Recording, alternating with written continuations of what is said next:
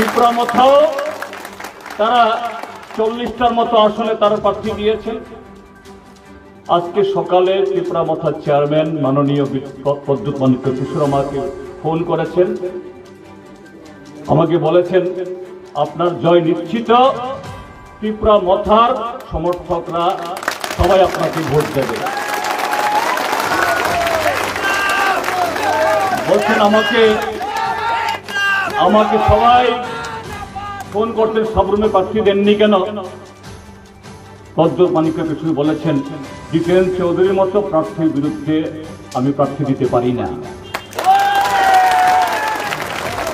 আমি তখন তাকে বলেছি আজকে সকালবেলা, মাননীয় মহোদয়, জিতেন চৌধুরী একা জিতলে তো বিজেপির পরাজয় সুনিশ্চিত হবে না, যেটা বিজেপির পরাজিত হবেই। আমরা চাই আরো বেশি আসনে ত্রিপুরামথার সাথেও আমাদের বোঝাপড়া হোক।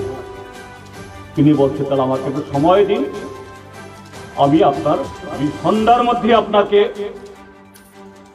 আমরা কোন কোন কেন্দ্রে আমাদের শক্তিশালী প্রার্থী আছে সেখানে আপনাদের সাহায্য চাইব। আপনিও ঠিক করুন যে কোন কোন কেন্দ্রে আমাদের ত্রিপুরামথার প্রার্থী উঠিয়ে নিতে হবে, তারও তালিকা করুন। আমরা বসবো 2 তারিখের মধ্যে আমরা সেটেল আমরা করব। তো আশা করি, এখনো যেহেতু চূড়ান্ত হয়নি তো বলবো না, আশা করি বিজেপি যারা গণতন্ত্রের শত্রু, সংবিধানের শত্রু, উন্নয়নের শত্রু, এই রাজ্যকে সব দিক থেকে থামিয়ে দিয়েছে, পেছন দিকে ঠেলে নিয়ে গেছে, তাকে হটানোর জন্য সমস্ত ধর্মনিরপেক্ষ শক্তি, গণতান্ত্রিক শক্তি